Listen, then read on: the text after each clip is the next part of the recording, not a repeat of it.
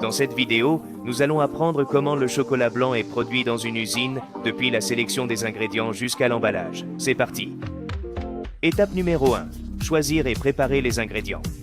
Tout commence par la sélection des fèves de cacao, qui doivent être de haute qualité. Ces fèves proviennent des cabosses du cacaoyer et sont choisies selon des critères tels que l'origine géographique, la variété et la qualité sensorielle. Une fois récoltées, les fèves de cacao sont fermentées et séchées, des processus essentiels pour développer le goût et l'arôme caractéristique du cacao. Les fèves sèches sont torréfiées pour intensifier leur saveur et faciliter la séparation des coques des grains de cacao. Après le processus de torréfaction, les coques sont enlevées et les grains sont broyés pour obtenir des éclats de cacao, qui sont des morceaux de fèves torréfiées. Les éclats sont pressés pour extraire la matière grasse, laissant un résidu de gâteau de cacao qui peut être utilisé pour d'autres produits comme le cacao en poudre. D'autre part, le lait subit un processus de déshydratation, généralement par atomisation ou lyophilisation, pour obtenir du lait en poudre. Cela garantit une longue conservation et un mélange efficace avec les autres composants du chocolat. On prépare également du sucre et un émulsifiant pour améliorer la consistance et la stabilité du mélange de chocolat, facilitant une union homogène entre le beurre de cacao et les ingrédients secs. Il est possible d'incorporer de la vanille pour rehausser le goût et donner une teinte au chocolat. La vanille peut être employée sous forme d'extrait, de poudre ou de gousse en fonction de la recette et des méthodes particulières de chaque producteur. Deuxième point, mélange des ingrédients. Tous les ingrédients sont préparés pour le mélange, garantissant qu'ils sont à la bonne température et texture. Les éléments secs, tels que le sucre et le lait en poudre, sont introduits dans un mélangeur spécifique. Ces machines sont conçues pour mélanger uniformément les ingrédients secs avant d'ajouter les liquides. On utilise un mélangeur haute efficacité pour garantir que le mélange soit homogène, afin d'éviter les grumeaux et de s'assurer que chaque particule de sucre et de lait en poudre soit uniformément répartie. Après avoir bien mélangé les ingrédients secs, on incorpore le beurre de cacao sous forme liquide. La température du beurre de cacao doit être adéquate pour se mélanger efficacement avec les ingrédients secs. On ajoute la vanille à la mixture. Lorsque la recette le nécessite, on incorpore de la lécithine de soja ou un autre émulsifiant pour optimiser le mélange et la texture finale, ce qui aide à bien intégrer les ingrédients. Une fois le mélange terminé, des tests sont effectués pour vérifier la texture, le goût et la consistance. Cela garantit que le produit respecte les normes de qualité. Numéro 3. Raffinage. Le mélange de chocolat blanc est transféré à la machine de raffinage.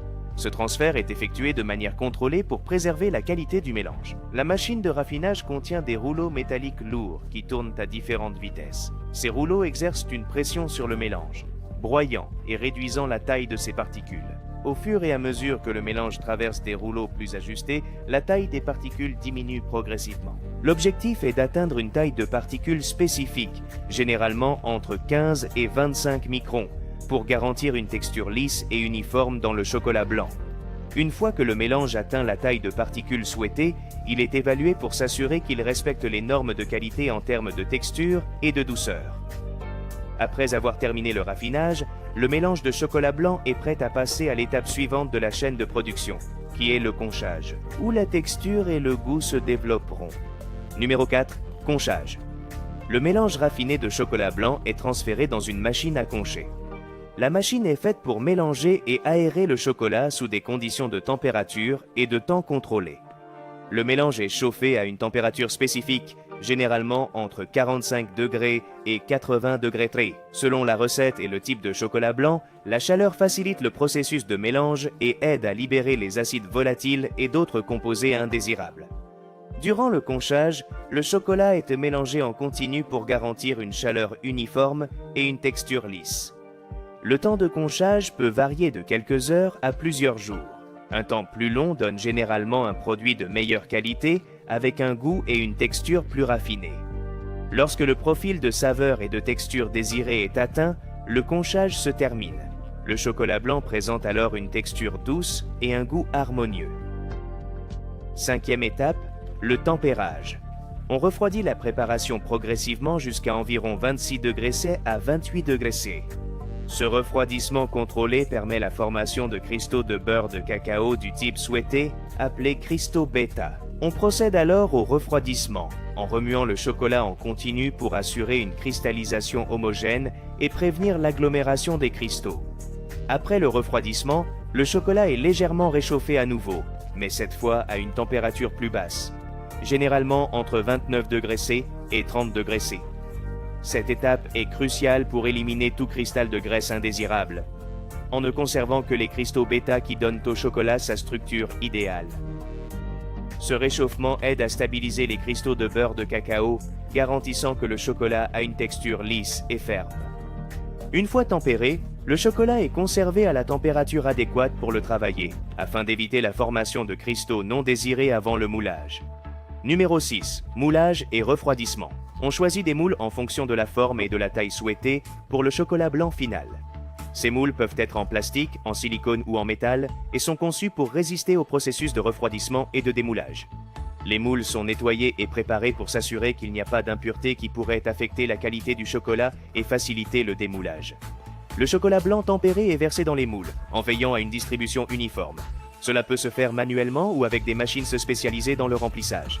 On frappe délicatement les moules ou on utilise des tables vibrantes pour faire disparaître les bulles d'air, garantissant une texture homogène et une surface lisse du produit final.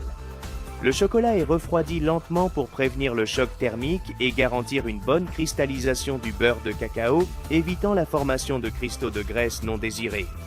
On vérifie que chaque pièce de chocolat blanc a la forme, la taille et la texture correctes, sans défaut de surface. Numéro 7. Démoulage et emballage. Le chocolat déjà solidifié et refroidi est retiré soigneusement des moules pour éviter d'endommager sa structure et son apparence. Chaque pièce de chocolat est inspectée visuellement pour détecter d'éventuels défauts tels que des bulles, des taches ou des irrégularités dans la forme. Avant l'emballage, les chocolats sont soigneusement nettoyés pour enlever les résidus de démoulage et les impuretés. Les chocolats sont classés selon leur taille, forme et qualité pour garantir un emballage uniforme. Le type d'emballage est choisi en fonction du produit, pouvant inclure des sacs, des boîtes ou des emballages individuels conçus pour protéger le chocolat et préserver sa fraîcheur. On utilise des machines d'emballage automatique ou un processus manuel, selon la taille de la production et le type d'emballage.